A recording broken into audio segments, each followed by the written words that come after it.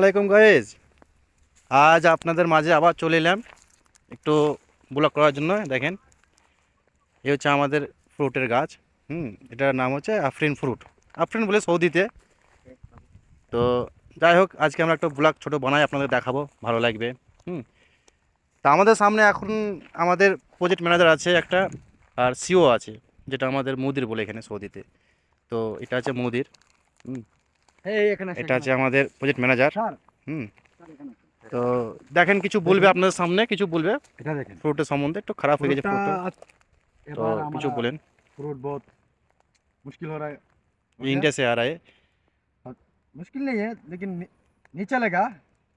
ये अच्छा नहीं है फ्रूट अच्छा नहीं है लेकिन ये। क्या फ्रूट का ये मिट्टी भी बहुत अच्छा नहीं लगा, इसलिए ऐसा हो गया। तो सर क्या करेंगे हम लोग, कई बार ऐसा का पूरा मसला में पड़ गए, अभी मुश्किल में। कुछ लेकिन कुछ बोलना चाहिए सीओ, अभी देख रहा है फ्रूट कैसा कैसा है। और आपका क्या अभी मर्जी, आप सीओ तो पूछ सकते हैं आप। डेली इधर आता नहीं है, क्योंकि उसको बिजनेस ज़्यादा बढ़ा है, वो बाहर राष्ट्र में रहते हैं। लंदन से आया, लंदन से आया आज सीओ, হ্যালো लंदन से ভাই, आया। সবাই কেমন আছেন? আশা করি ভালো আছেন।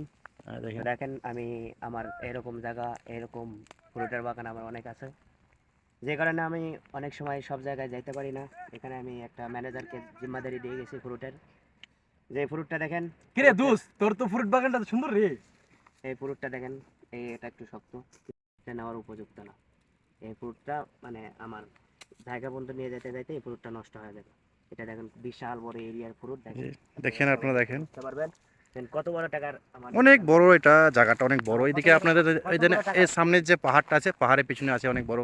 কত হ্যাঁ, বড় কত টাকা আমার এইদিকে নষ্ট করে আছে, দিছে। অনেক আছে, অনেক অনেক। আপনাদেরকে বলেও আপনার বোঝাতে পারছি না, কত টাকা আমার অনেক। নষ্ট করে বহুত দিছে, টাকা দেখেন নষ্ট সব হয়ে পুরো গেছে, টাকা এখন নষ্ট কি করে করবেন? দিছে। এখন বলেন, আমি একজনকে বাঙালি একজনকে জিম্মাদারি দিয়ে গেছি, সে দেখেন পুরো টাকা অবস্থা করে দিছে। এখন বলেন আমি কি করবো, এই ম্যানেজারকে রাখবো কিনা রাখবো না, আপনারা সবাই কমেন্টে বলবেন। ঠিক আছে, আল্লাহ হাফেজ।